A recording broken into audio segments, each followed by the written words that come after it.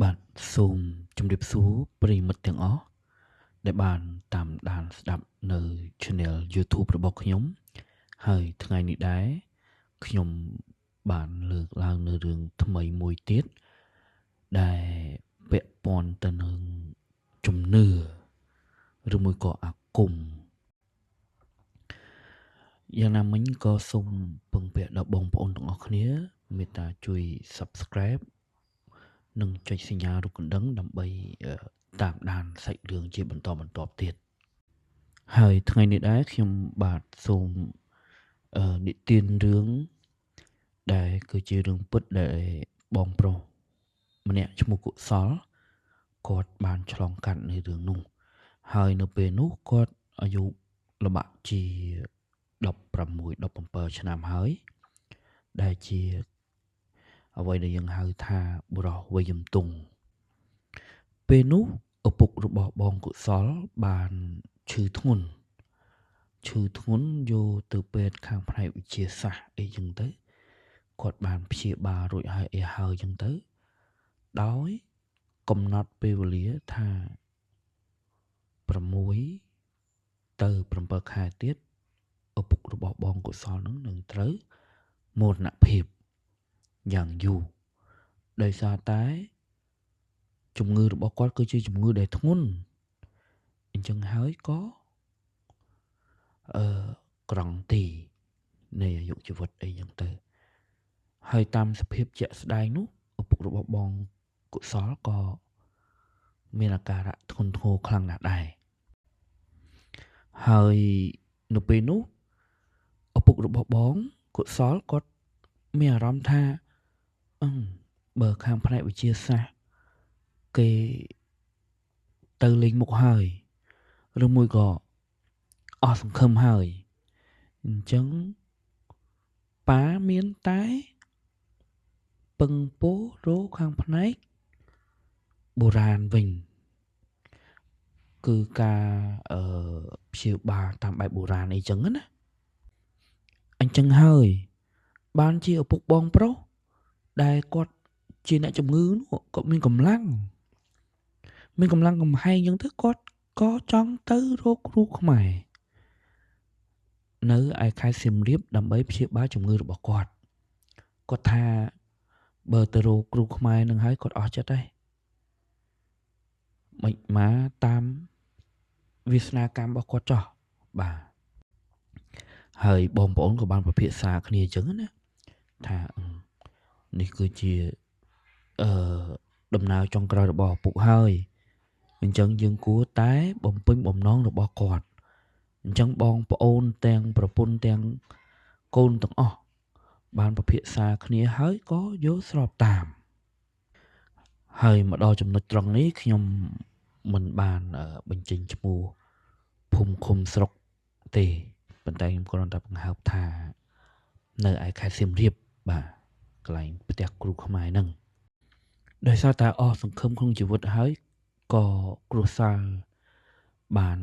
មូលមតិគ្នាហើយធ្វើដំណើរទៅខេត្តសៀមរាបដើម្បីព្យាបាលជំងឺរបស់ឪពុកគាត់ហើយពេលដែលទៅដល់ភូមិមួយហ្នឹងអ្នកទាំងអស់គ្នាដែលបានធ្វើដំណើរទៅហ្នឹងដែលមានអបិយជំនឿជឿតគ្នាអញ្ចឹងណាមិនដឹងថាភូមិហ្នឹងគឺជាភូមិដែលមានចំណុចពិសេសអ្វីឡើយដឹងត្រឹមតែមានគ្រូខ្មែរម្នាក់ព្យាបាលជំងឺខ្លាំងពូកែតែប៉ុណ្្នឹងឯងបាទហើយពេលដែលទៅជួបគ្រូលោកគ្រូនឹងបានបង្គាប់ឲ្យគ្រួសារនឹងរៀបចំពិធីមួយចឹងទៅប៉ុន្តែពិធីនឹងមិនជាអស់លុយអស់កាក់អីទេហើយគ្រូនឹងបានអន្តងសម្ដេចព្រះគ្រូដែលគាត់បានកាន់ខ្នងរោងកាយអីចឹងណាដោយនិយាយពោលពាក្យថាខ្ញុំសូមព្យាបាលជំងឺរបស់លោកបងនេះម្នាក់ដោយគាត់ឲ្យគេហៅថាតំណឹបមាសប្រមាណតលឹងប្រមាណស្លឹងអីណានោះអញ្ចឹងគាត់ចាំមិនច្បាស់ទេដល់ពេលអញ្ចឹងទៅវាទៅជារឿងកំ pl មួយដូចថាអញ មានប្រមាណតលឹងហើយយើងមានថវិកាមកពីណាដើម្បីជូនគ្រូបើយើងព្យាបាលតាមបែបវិទ្យាសាស្ត្រអស់លុយលេងថ្ងៃហ្នឹងហើយគ្រូក៏ថាកុំមាត់គាត់គ្រាន់តែនិយាយទេមានប្រមាណឲ្យគាត់ប៉ុណ្្នឹងទៅតាមសុធាជាថ្លា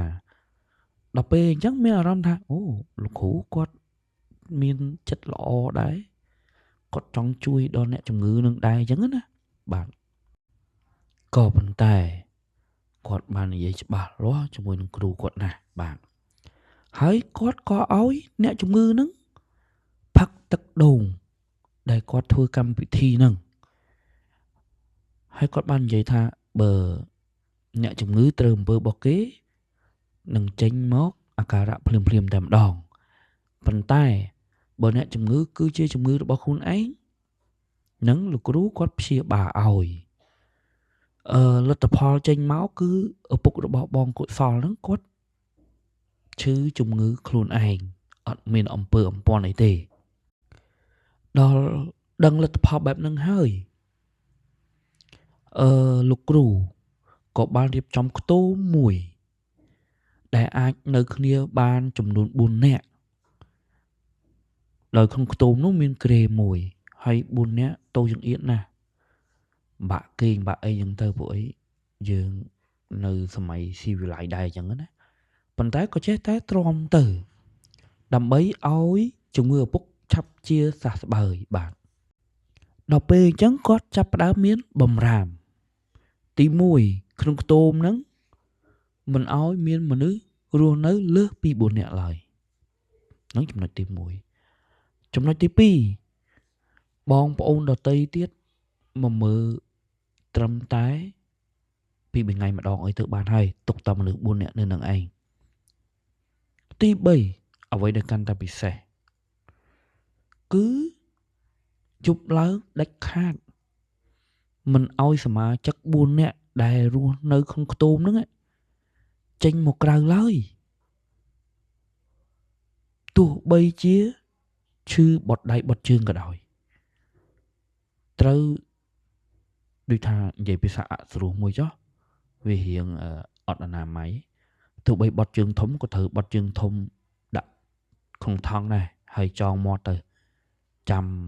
ព្រឹកឡើងចាំយកទៅបោះចោលណែអញ្ចឹងវាកើតជាចម្ងល់ហើយថាយប់ឡើងនឹងមានរឿងអ្វីកើតឡើងបានជាលោកគ្រូគាត់ហាមប្រានបែបហ្នឹងហើយដល់ពេលអញ្ចឹងដោយសារតាគិតគំនិតមួយថាឲ្យទៅអញជាចង់មិនក៏មិនទៅធ្វើតាមទាំងអស់គឺអូខេគ្រប់យ៉ាងពេលនោះហើយលោកគ្រូក៏បានផ្សំថ្នាំឲ្យគាត់ពិសាបាទវគ្គទី1ញ៉ាំទឹកដូងវគ្គទី2ផ្សំថ្នាំហើយដោយសន្យាថា13ថ្ងៃគាត់នឹងជាវិញដូចដើមខ្លាំងត្រង់សន្យាទេណាទាំងដែលអ្នកខាងផ្នែកវិទ្យាសាស្ត្រគាត់អត់ហ៊ានសន្យាទេបែរជាគ្រូឱសថបុរាណខ្មែរហ៊ានសន្យាហើយអញ្ចឹងក៏អត់មានអីត្រូវតវ៉ាជាមួយលោកគ្រូដែរមានតែស្របតាមហើយពេលនោះដោយសារតាបងកុសលគឺជាក្មេងវ័យជំទង់គាត់ដូចមិនចាប់អារម្មណ៍នឹងអ្វីដែលលោកគ្រូបានទូមានអីចឹងណាគាត់ក៏បានចេញទៅឈឺនោម